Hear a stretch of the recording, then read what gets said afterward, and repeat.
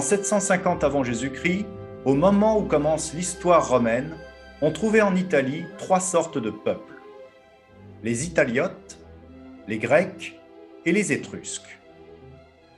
Les Italiotes étaient de la même famille de peuples que les Grecs, les Gaulois, les Germains, ainsi que les Perses et les Hindous. C'est pourquoi on appelle cette famille de peuples les Indo-Européens. Comme eux, ils étaient venus des grandes plaines d'Europe orientale. Ils entrèrent en Italie par vagues successives entre 1500 et 1000 avant Jésus-Christ et y formèrent différentes peuplades, dont les principales étaient les Ombriens, les Latins, les Sabins, les Volsques et les Samnites. Ils étaient alors des paysans et des bergers semi-barbares. Mais ceux qui étaient appelés à jouer un grand rôle dans l'histoire étaient les Latins. Ils étaient fixés sur les collines du Latium et y avaient fondé plusieurs villages, dont le plus important, au début du 8e siècle, s'appelait Albe. La légende raconte qu'en 753 avant Jésus-Christ, quelques-uns de ces Latins quittèrent Albe et allèrent fonder sur une colline à quelques kilomètres de là un village qui est à l'origine de la ville de Rome. Alors, que raconte précisément cette légende? Cette légende, vous la connaissez sans doute, c'est celle de deux frères jumeaux, Romulus et Rémus. Leur père, disait-on, était le dieu Mars, et leur mère était la fille d'un roi. Leur oncle avait ordonné qu'on les exposât sur le Tibre, c'est-à-dire le fleuve qui traverse Rome, et qu'on les laissât périr. Ils avaient été miraculeusement sauvés, allaités par une louve, et puis recueillis par un berger. Une fois grands, Romulus et Rémus retournèrent à Albe, où ils avaient été allaités par la louve, et Romulus décida de fonder un grand village sur la colline du Palatin. Là, sans doute par défiance, son frère Rémus décida de franchir la ligne qu'il avait lui-même tracée avec une charrue, et son frère le tua. Romulus tua Rémus, et devint ainsi le premier roi de Rome.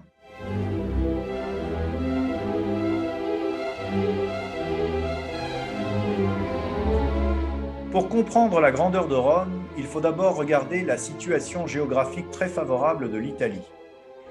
Vous la voyez sur cette carte, elle partage en deux bassins la Méditerranée, elle tient solidement à la Gaule et à l'Europe centrale, pendant qu'elle semble aller au-devant de la Grèce et de l'Afrique du Nord. Le nord de l'Italie forme une plaine traversée par le Pô et encadrée par deux chaînes de montagnes, d'une part au nord et à l'ouest les Alpes, d'autre part au sud l'Apennin. Jusque vers l'époque de Jésus-Christ, la plaine du Pô n'a pas fait partie de l'Italie. Comme elle fut pendant 200 ans occupée par des Gaulois, les Romains l'appelaient Gaule cisalpine. Le nom d'Italie était donc en fait réservé à l'Italie péninsulaire. Cette Italie péninsulaire est parcourue du nord au sud par l'Apennin. Au pied des montagnes, il y a quelques plaines, l'Apulie au sud-est, le long de la mer Adriatique, puis du côté de la mer Tyrrhénienne et en allant du nord au sud, des parties de l'Étrurie, du Latium et de la Campanie. Par-delà le détroit de Messine, la Sicile continue la botte italienne. Le sol de l'Italie et de la Sicile est en partie volcanique. Le Vésuve en Campanie, l'Etna en Sicile, le Stromboli dans les îles Lipari, qui sont encore aujourd'hui d'ailleurs en activité.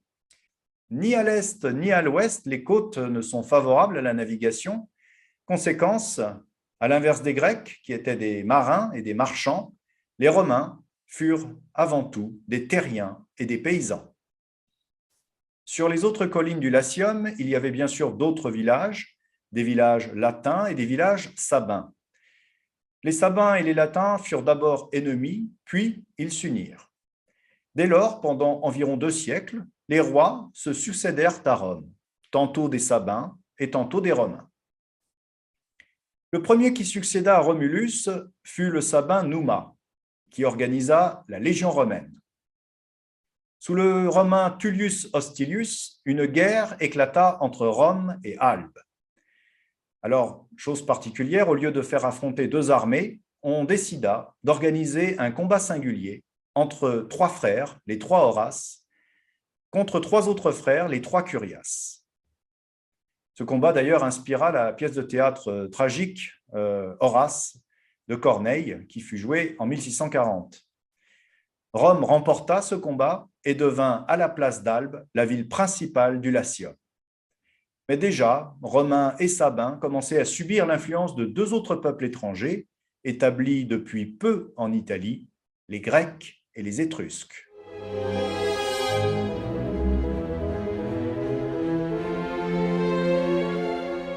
À l'époque où Romulus fondait Rome, les premiers colons grecs débarquaient en Sicile et dans l'Italie méridionale. Ils finirent d'ailleurs par y être si nombreux que ces régions prirent le nom de Grande Grèce. Les principales villes qu'ils y fondèrent furent Cume, Naples, Paestum en Campanie, Crotone, Sybaris et Tarente à l'extrémité de la botte italienne, et Syracuse et Agrigente en Sicile.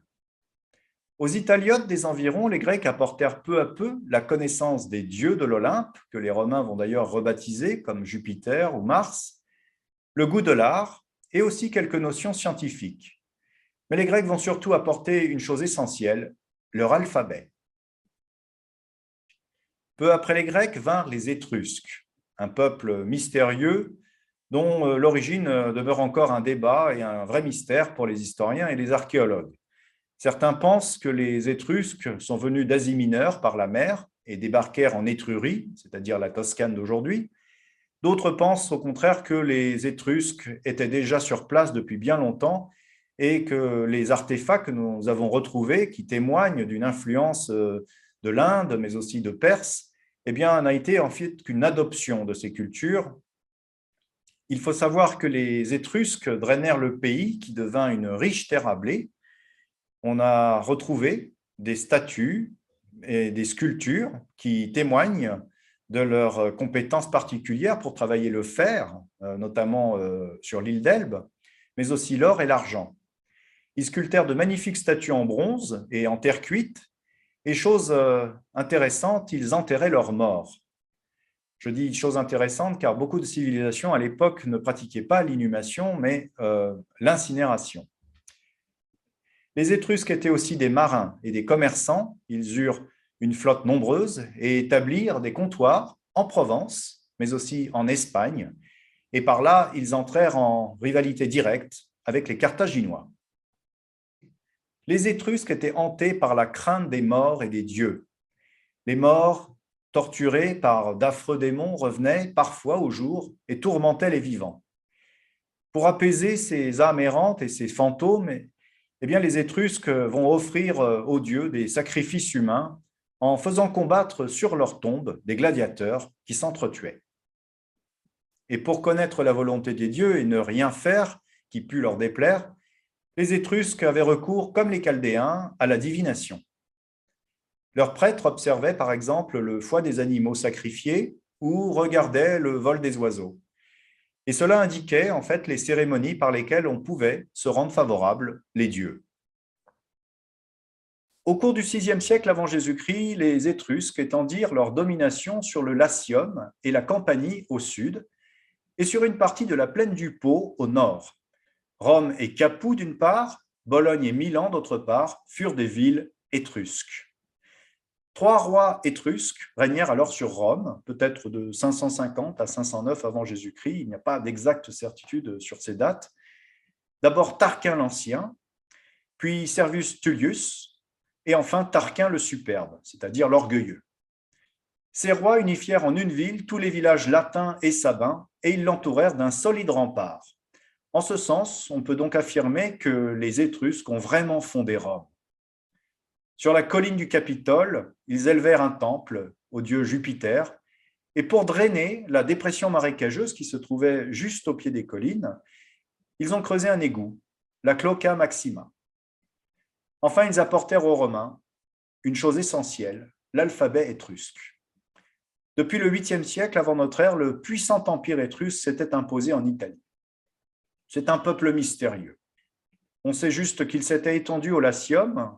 On sait également que les Étrusques ont été en contact étroit avec les colonies grecques du sud de l'Italie, qu'ils avaient adopté leur armement en y apportant quelques modifications toutefois, qu'ils avaient d'excellents ouvriers qui contrefirent en grande série les objets d'art et les poteries grecques.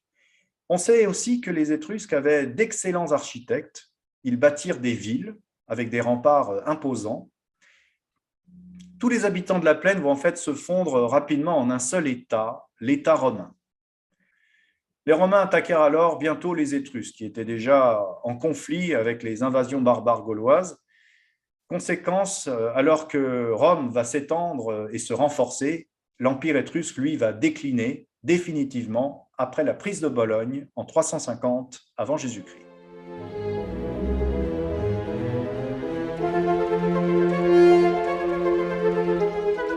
Parfois, la légende de la fondation de Rome se mêle à la réalité, puisque des fouilles archéologiques ont été entreprises depuis déjà un siècle et demi, et l'on s'est aperçu que la fondation de Rome telle qu'elle était décrite dans la légende eh bien, coïncidait avec la réalité. En effet, on découvrit en 1907 des fonds de cabanes, c'est-à-dire des sols creusés dans le tuf de la colline, où l'on a trouvé des trous de poteaux, des traces de foyers et des céramiques. On s'est alors aperçu que le site de Rome avait été occupé dès le Xe siècle et que les fouilles entreprises au début du XXe siècle ont montré qu'il y avait de nombreuses tombes, des villages et des fosses d'illumination qui dataient du 7e siècle. Une autre découverte archéologique très importante eut lieu en février 2020. À cette époque, les archéologues italiens ont découvert une salle souterraine qui contenait un sarcophage en tuf daté du 6e siècle avant Jésus-Christ et qui était situé juste sous le Forum Romanum. Là, il y avait une cavité qui était située directement sous l'entrée de la Curia Julia. Alors, la Curia Julia, il s'agit en fait de l'ancien bâtiment qui était destiné à abriter les réunions des sénateurs. La presse a alors spéculé en affirmant qu'il s'agissait du tombeau du premier roi de Rome, Romulus. Et là, les archéologues italiens ont rapidement corrigé le tir en expliquant qu'il ne s'agissait pas d'un tombeau en soi, au sens propre, c'est-à-dire qu'il n'avait pas contenu de corps, mais qu'il s'agissait simplement d'une fausse tombe, c'est-à-dire d'un lieu de consécration, d'un sanctuaire pour vénérer le roi de Rome, Romulus.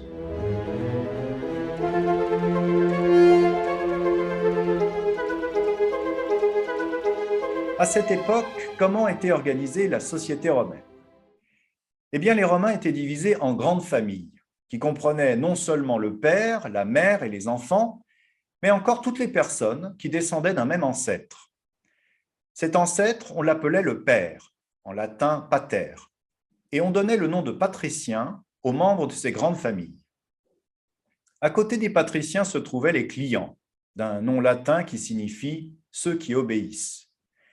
Les clients étaient des pauvres que les patriciens admettaient dans leur famille et à qui ils concédaient des terres moyennant certaines redevances. Les patriciens les plus importants formaient le Sénat qui aidait le roi à gouverner, et les autres formaient l'assemblée du peuple. À côté des patriciens et des clients se trouvaient à Rome des gens qui n'appartenaient à aucune famille patricienne. Ils formaient ce qu'on appelle la plèbe, c'est-à-dire les plébéiens. Les plébéiens étaient des vaincus, des aventuriers, des marchands étrangers, car Rome était en fait un centre de passage. Un pont fut établi très tôt sur le Tibre et faisait communiquer non seulement l'Étrurie avec le Latium et la Campanie, mais aussi la côte avec le pays sabin, au nord-est de Rome. Il s'agissait en fait de l'une des plus anciennes routes romaines, qui fut la Via Salaria, c'est-à-dire la route du sel, par où le sel récolté sur la côte occidentale parvenait aux montagnards de l'Apennin. À partir de Servius Tullius, les plébéiens pouvaient faire partie de l'armée. Mais attention, ils ne pouvaient être ni membres de l'Assemblée, ni, à plus forte raison, sénateurs ou prêtres. Le dernier roi, Tarquin le Superbe, semble avoir favorisé, à l'inverse, les plébéiens, au détriment des patriciens. Conséquence, eh bien, le Sénat se souleva contre lui et le chassa en 509 avant Jésus-Christ. Il faut dire que le moment était favorable car les Étrusques venaient de subir une grave défaite en Campanie, en même temps que les Sabins et les Latins se soulevaient contre eux. Par la suite, la royauté fut abolie à Rome et on constitua un régime nouveau, la République. Le roi fut remplacé par 2 consuls élus qui avaient les mêmes pouvoirs et les mêmes insignes que le roi, mais attention, ils ne restaient en charge qu'1 an et chacun ne pouvait rien faire sans l'assentiment de l'autre. En cas de péril grave, seulement en cas de péril grave, les consuls nommaient un dictateur qui, pour une durée de 6 mois au maximum, était investi d'un pouvoir absolu. Et c'est ce qui va se passer avec Jules César. Bref, le régime de la République dura environ 5 siècles, ce qui est quand même considérable, jusqu'à l'époque de Jésus-Christ.